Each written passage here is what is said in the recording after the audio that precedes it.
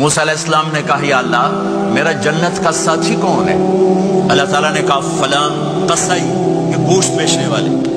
موسیٰ علیہ السلام حیران ہوئے، بھئی قصائی میرا جنت کا ساتھی کیسے بن گیا؟ کہے کب کون ہے؟ کب فلاں۔ وہ گئے تو ایک قصائی، قصائیوں کی دکانیں، گوشت، بیٹھا چوکڑی مار کے گوشت بیچ رہا ہے۔ جب وہ فارغ ہوا ایک گوشت کا ٹکڑا اس نے تھیلے میں ڈالا اور کھا۔ موسیٰ علیہ السلام بھی پیچھے، کہنے لگے میں آ جاؤں؟ کہا آ جاؤ۔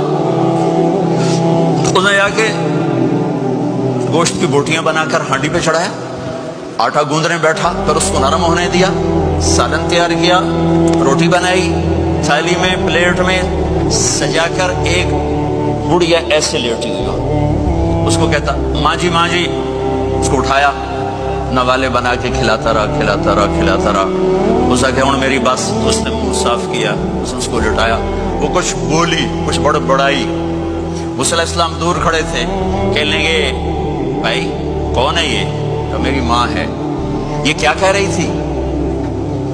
وہ کہنے لگا جی ماں جو ہوئی کی دساں، جدا دی خدمت کرنا شروع ہو جاندی تینوں اللہ جنت وچ موسیٰ دا ساتھی بناوے۔ کتھے موسیٰ تے کتھے قصائی۔